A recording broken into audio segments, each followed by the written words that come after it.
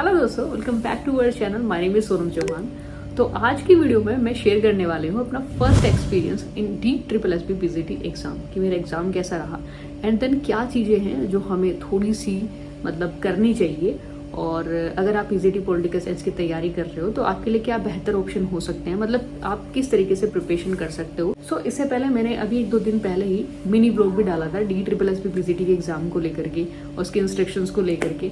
तो थोड़ा सा यहाँ पे छोटी छोटी चीज़ें शेयर कर लेते हैं। आई होप आपको वीडियो पसंद आएगी। तो सबसे पहले बात करते हैं हम एग्जाम के लेवल की कि बेटा किस लेवल का एग्जाम था। लेवल का मैं आपको बता दूं, ना तो वो हार्ड था ना वो बहुत ही ज़्यादा सिंपल था, मॉडरेट था। यानी कि अगर आपने प्रिपरेशन की हुई है, आपने अच्छी तरीके से पढ़ाई की हुई है, तो मुझे नहीं लगता कि आपका बेकार गया होगा। क्योंकि इसमें भी बहुत सारे कैंडिडेट आते हैं एग्जाम देने के लिए। वो आते हैं जिनके लिए सारे एग्जाम ही हार्ड होते हैं क्योंकि वो तैयारी नहीं करते, बस फॉर्म भर दिया है यार दोस्तों के साथ मिल करके, चलो अब एग्जाम भी दे ही देते हैं, क्या ही पता किस्मत का जाग जाए, है ना।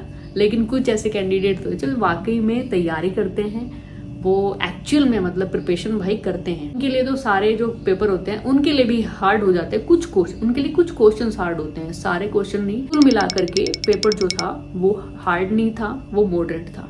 यानी कि एक ठीक ठाक तैयारी करके आप आसानी से उसको क्रैक कर सकते हैं। अब अगर मैं बात करूं पेपर में क्वेश्चंस का किस तरीके से पूछे गए थे, तो वैसे तो यार ऑनलाइन जो पेपर होता है उसमें क्वेश्चन दिमाग से वैसे ही आउट हो जाते हैं कि क्या था, लेकिन हाँ थोड़ा थोड़ा मेमोरी रहती है कि किस तरीके के क्वेश्चन थे, किस पार्ट से ज्यादा थे। अगर मैं अपने सब्जेक्ट से बताऊं पॉलिटिकल साइंस का, तो लोक प्रशासन यानी कि पब्लिक एडमिनिस्ट्रेशन से सबसे ज्यादा क्वेश्चन पूछे गए थे। ठीक है, बाकी जनरल पेपर तो सबका सेम ही होता है, उसमें हिंदी, इंग्लिश, मैथ, GK ये सब होता है एंड देन एक टीचिंग एप्टीट्यूड भी इंक्लूडेड था, क्योंकि आप टीचर बन रहे हो तो इतना एथिक्स तो आपको पता ही होंगे ना। सबसे दुख भरी घड़ी कहाँ पे होती है, जब आपके पूरे 3 घंटे का पेपर में आपका जो फर्स्ट पेपर है वो ही 1 घंटा या 1.5 घंटा आपका खा जाता है। ठीक है, तो फिर इसके बाद जो 200 क्वेश्चन यानी कि 100 क्वेश्चन आपके 1.5 घंटे में कंप्लीट हुए। इस तरीके से क्वेश्चन थे ना फर्स्ट पेपर में कि मेरे को क्या लगा, बाकी सबको भी लगा ही होगा कि वो सबसे ज्यादा टाइम खा रहे थे वहां पे। ठीक है, जब आपने वहां पे टाइमिंग देखी, अरे बाप रे, तो सेकंड पेपर भी करना है, वहां पे भी 200 क्वेश्चन रह रहे हैं। तो एट लास्ट 1 घंटा मेरे को मिला था सेकंड पेपर में 200 क्वेश्चन करने का। ठीक है, एंड लास्ट 2 मिनट तक भी हमने अपना अटेम्प्ट किया था वो सारे क्वेश्चन। लास्ट में 2 मिनट रह गई थी भैया, 2 मिनट रह गई थी। ठीक है, तो उसे पता लगता है कि DSSB PGT का इतना हार्डली सिलेबस नहीं है आपका नॉर्मल PGT वाला। जैसे UP PGT की अगर आप तैयारी करते तो DSSB PGT की तैयारी साथ साथ आपकी चल रही है। आपने एग्जाम दिया, ठीक है, बस वहीं पे दिक्कत होती है क्योंकि इसकी टाइमिंग इतनी तकड़ी है ना। आप टाइमिंग को पूरा डिवाइड कर लो, लेकिन अगर कहीं पर भी फालतू टाइमिंग आपने दे दी, मैथ्स में, रीजनिंग में, हिंदी में, इंग्लिश में, समझने में, पैराग्राफ को पढ़ने में, तो भाई फिर अगले को कवर करना बड़ा मुश्किल हो जाता है, जो मेरे साथ हुआ। ठीक है, तो 1.5 घंटा तो मेरा फर्स्ट पेपर में ही निकल गया। बाकी के 1.5 घंटे बचे थे, उनमें से भी 1 घंटा मान करके चलो, थोड़ा बहुत मिनट एक्स्ट्रा थी उसमें।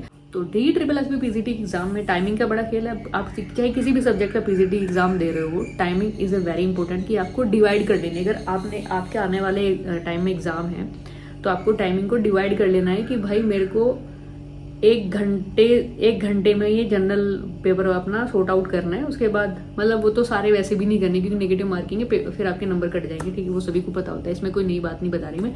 लेकिन बाद के 2 घंटे आप अपने सब्जेक्ट्स के लिए बजा करके रखो, क्योंकि 200 क्वेश्चन है 2 घंटे। और उसमें ऐसा नहीं है कि क्योंकि मैं तो अपना ही एक्सपीरियंस बता सकती हूँ, उसमें अपने सब्जेक्ट से एक्सपीरियंस बता सकती हूँ। अब पॉलिटिकल साइंस है, अब कॉन्स्टिट्यूशन के तो गिने चुने क्वेश्चन आगे, आर्टिकल वगैरह पूछ ले थोड़े बहुत, लेकिन सबसे ज्यादा आती है इसमें फिलोसफी। यानी आप एक दार्शनिक चीजें आप देखते हो, किसने क्या क्या, स्टेटमेंट बहुत ज्यादा थे। एंड देन पब्लिक एडमिनिस्ट्रेशन के सबसे ज्यादा क्वेश्चन पूछे गए थे, है ना।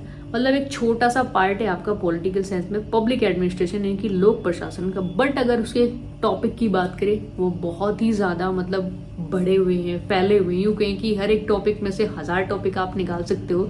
ठीक है, तो UP PGT की हो या फिर DSSB PGT की हो, I think so is the most important part of this exam.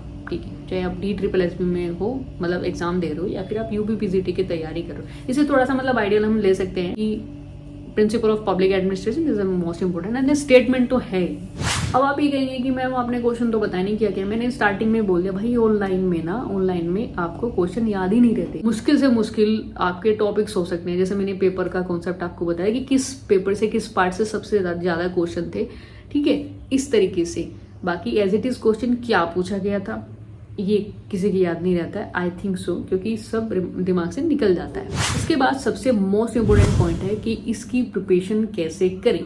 यानी कि चलो DSSB का तो एग्जाम जा चुका है, पॉलिटिकल साइंस का या किसी भी सब्जेक्ट अगर आने वाला है उसके लिए भी फायदा है, और अगर आप UPPCT की तैयारी कर रहे हो तो भी आपको इसमें बेनिफिट मिलेगा जो मैं आपको बताने वाली हूँ। ठीक है, सबसे ज़रूरी अगर आपके पास अच्छा खासा टाइम है, सबसे पहले तो सिलेबस के अकॉर्डिंग जो भी बुक्स है ना आप उसको स्टडी कर लो। ठीक है, उससे आपको डीपली इन्फॉर्मेशन मिल जाएगी, आपके कॉन्सेप्ट क्लियर हो जाएगी। यूट्यूब पे बहुत सारी क्लास है, टॉपिक के हिसाब से आप अपना जो भी चीज़ें हैं उसको आप कवर कर सकते हो। ठीक है, और इसके अलावा PYQ is the best option, लेकिन हम पूरी की पूरी तैयारी की जिम्मेदारी PYQ पे नहीं डाल सकते, क्योंकि PYQ के आधार पर सिर्फ आपको अंदाजा लगता है कि एग्जाम में किस टॉपिक से किस तरीके से क्वेश्चन आपसे पूछे जा सकते हैं, दैट्स इट। इसका मतलब ये नहीं है कि आप किताबें छोड़ दो, आपको कुछ एक्स्ट्रा नहीं पढ़ना है, बस PYQ उठाओ। क्योंकि बहुत सारे लोग ना, मैंने भी सुने हैं ऐसा कहते हुए कि आपको कुछ पढ़ने की जरूरत नहीं है, प्रीवियस ईयर पेपर से पढ़ो, उससे तैयारी करो, बेशक करो, उसको इंक्लूड करो, उसको डिनाई मत करो, लेकिन उसका फायदा तब है जब आपके कॉन्सेप्ट क्लियर है। उससे आपको फायदे मिलेंगे कि भाई क्वेश्चन एग्जाम में किस तरीके से पूछे जाते हैं, उनका लेवल किस तरीके से बढ़ा हुआ है। जब आप ईयर वाइज प्रैक्टिस सेट निकालते हो, ईयर वाइज प्रीवियस पेपर देखते हो, तो आपको अंदाजा हो जाता है कि इस टॉपिक से पिछली 2019 में किस तरीके से पूछा गया था, एंड देन आने वाले समय में जितने भी एग्जाम है उन एग्जाम में उनका जो तरीका है, लेवल है, वो कितना बढ़ा हुआ है, ये आपको पता लगता है। इससे आपका माइंड थोड़ा प्रिपेयर होता है कि अब फाइनली इस ईयर अगर मुझे पेपर देना है तो इस टॉपिक से इस तरह से क्वेश्चन पूछे जा सकते हैं, तो मैं इस तरीके से ही इसका प्रिपरेशन कर सकता हूँ।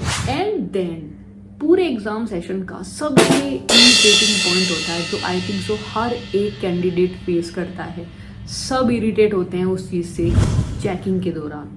यानी कि जब आप एडमिट कार्ड इशू कराते हो, पेपर पे पूरे इंस्ट्रक्शंस लिखे रहते हैं, ठीक है, उनको फॉलो करके ही सब चीज़ें कैरी करते हैं, या जो चीज़ नहीं लेनी होती उनको वो छोड़ करके आते हैं। लेकिन भाई आपको एग्जाम सेंटर पर कुछ चीज़ें पता लगती है कि ये तो करना ही नहीं था, वहाँ दिमाग की दही होती है। ठीक है, अब उन्होंने इंस्ट्रक्शंस में लिखा भैया चप्पल नहीं पहन, मतलब चप्पल पहन के आनी है, शूज़ नहीं पहन के। हालांकि कुछ बच्चे शूज़ भी पहन के आए, उन्होंने बाहर निकाल दिया। ठीक है, चलो, मतलब भाई हमारा पूरा चेकिंग प्रोसेस हो चुका है, मशीन पूरा चेक करके आपको आगे के लिए धकेल देती है। ठीक है, और फिर बोला जाता है आप ये कान के जो हार सिंगार ये भी निकाल दो। बड़े बड़े तो समझ में आता है, ये यार ये 1 इंच से ये आपको लगता है इसमें कोई चीटिंग ले जा सकता है, निकाल दो। ठीक है, नहीं तो हम टेप वगैरह चिपका देंगे और हम आपको चीटिंग नहीं करने देंगे। आपकी पूरी चेकिंग हो जाती है। ठीक है, आपको पूरी तरीके से वेरीफाई कर लिया जाता है कि इस बंदे के पास कुछ भी एक्स्ट्रा चीज़ें नहीं है। ठीक है, बट उनमें से एक बंदा अचानक से, जैसे ही आप चलते हो, बंदा बोलता है रुको। अरे अब क्या हो गया, रुको, ये जो चप्पल पहने हैं बेटा इनको भी निकाल दो। कहाँ पे निकाले, कोई नहीं है, यहीं पे निकाल दो, यहीं पे निकाल दो। में ये चीजें नहीं थी कि आपकी अगर चप्पल होंगी तो हम उनको भी निकलवा सकते हैं। तो इस तरह के इरिटेटिंग पॉइंट आपको एग्जाम सेंटर पर देखने को मिलते हैं। हालांकि इस तरह की जो इरिटेटिंग पॉइंट होते हैं उसमें सब उसको फेस करते हैं, मैं कोई अकेला कैंडिडेट नहीं था उसमें। ठीक है, जरूरी भी है, अगर हम भाई टर्म एंड कंडीशन को देखें, टेक्नोलॉजी को देखें, जरूरी भी है, इतनी चेकिंग होना जरूरी भी है। बिकॉज ऑफ भाई टेक्नोलॉजी बढ़ रही है तो चीटिंग की भी टेक्नोलॉजी बढ़ रही होगी। बट मेरी एक बात समझ में नहीं आती, चलो किसी के बड़े बड़े झुमके हों, दूर से चमक रहे हों, थोड़ा सा यहाँ पे डिज़ाइन हो, है ना, होते ना बड़े बड़े, तो उनका समझ में आता है कि यार इसमें हो सकता है कोई चिप वगैरह लगा दे। लेकिन भाई जिसके पास इस तरह की चीज़, इस तरह की जिसके पास बाली है, तो मतलब इसमें क्या ही कोई इतनी मेहनत करेगा, क्या इसमें लगाएगा, कि मतलब क्या ही लग सकता है। ये बेतुकी की चीज़ें इंक्लूड कर दी जाती है, और उससे सबसे ज़्यादा कैंडिडेट इरिटेट होते हैं कि भाई जो रिलेट ही नहीं करता आप उसको भी, मतलब हद है, बस कुछ नहीं है। कुछ बाय द वे ओवरऑल सब बढ़िया रहा, ठीक ठाक रहा। पेपर का पैटर्न बढ़िया था, मॉडरेट था, ज़्यादा हार्ड, ज़्यादा सिंपल भी नहीं था कि देख करके हो बेटे ये क्या आ गया हो भाई अब तो निकाल देंगे, नहीं ऐसा कुछ नहीं था। देख करके थोड़ा समझने वाली बात थी कि सोच समझ कर ही आंसर दो। ठीक है, लेकिन उसके बाद भी अभी जिनके एग्जाम है उनको थोड़ा सा आइडिया मिल जाएगा। लेकिन अभी भी मेरे पास कुछ ऐसे मैसेज आ रहे हैं, मतलब मेरे जो एजुकेशन वाला चैनल है उस पर, कि हम जो है वो एडमिट कार्ड के लिए हमारे पास ईमेल आया, बट ईमेल से जो लिंक है उस पर क्लिक करें तो हमारा एडमिट कार्ड इशू नहीं हो रहा है। पता नहीं उनके साथ क्या प्रॉब्लम आ रही है, ये तो नहीं मुझे पता है। लेकिन मैंने उनको रिप्लाई भी किया है, मतलब उन बच्चों को कमेंट में कि भाई आपका जो फॉर्म है आप उसमें चेक करो, हो सकता है वो 2024-25 वाला हो, रिसेंटली जो भी फिल किया हुआ था, लेकिन जो एग्जाम है 2023 वाला है।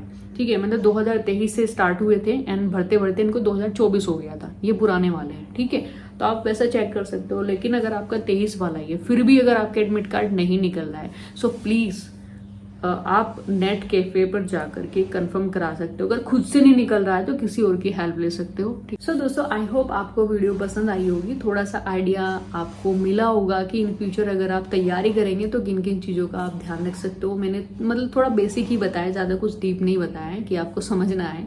बाकी वीडियो पसंद है तो एक लाइक कर देना, ठीक है। और आने वाले अगर आप इंटरेस्टेड है इसी तरह के एक्सपीरियंस जानने के लिए, ठीक है, या ब्लॉगिंग में एक्सपीरियंस जो हम कभी कभी डालते हैं, तो चैनल को सब्सक्राइब कर लेना। तो चलिए मिलते हैं नेक्स्ट वीडियो में, नेक्स्ट किसी अच्छे से एक्सपीरियंस के साथ में। तब तक के लिए जय हिंद, जय भारत।